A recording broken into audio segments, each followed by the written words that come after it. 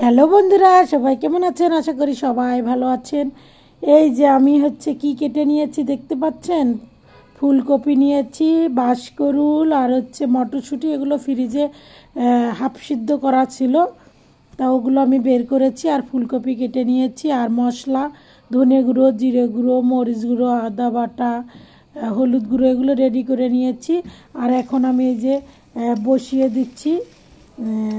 কড়াইয়ের মধ্যে পেঁয়াজ দিয়ে দিলাম, দিয়ে একটু হালকা ভেজে নিয়ে আমি এই যে গুঁড়ো মশলাগুলো যেগুলো রেডি করে রেখেছিলাম 1 চামচ করে, ওগুলো আমি দিয়ে দিলাম।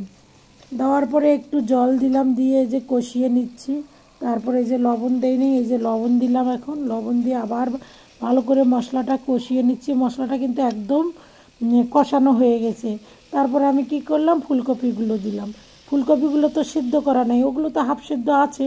এই জন্য আমি ফুলকপিগুলো আগে দিয়ে একটু আবার কষিয়ে নিয়ে তারপরে এই যে মটরশুঁটি আর বাঁশকরুলটা আমি দিয়ে দিলাম। বাঁশকরুল দিয়ে এগুলো আমি আবার ভালো করে কষিয়ে নিলাম। তারপর আবার টমেটোগুলো দিলাম।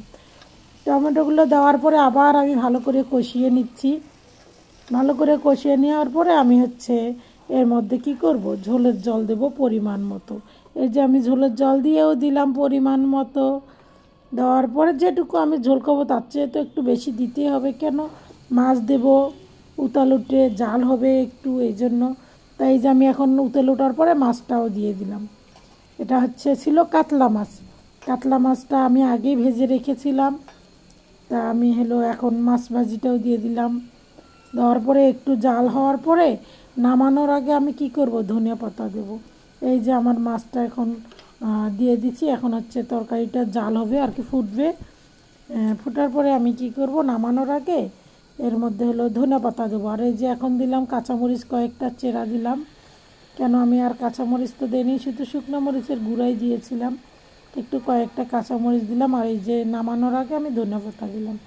দেওয়ার পরে আমি কিছুক্ষণ এই যে জাল দেব, যতটুকু ঝোল খাবো সেই আন্দাজে ঝোলটা আমি শুকাই নেব।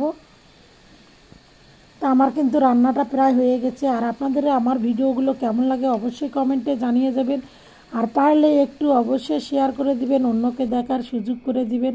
তা আমার এই যে হয়ে গেছে মাছ দিয়ে বাঁশকরুল, টমেটো, ফুলকপি আর মটরশুঁটি দিয়ে, এটা ছিল কাতলা মাছ। তা আমার তরকারিটা হয়ে গেছে রেডি। কেমন হয়েছে অবশ্যই জানাবেন। আর ভালো লাগলে এরকম করে রান্না করে খাবেন। ঠিক আছে বন্ধুরা, অবশ্যই ভালো থাকবেন, সুস্থ থাকবেন, ঈশ্বরের কাছে এই প্রার্থনাই করি।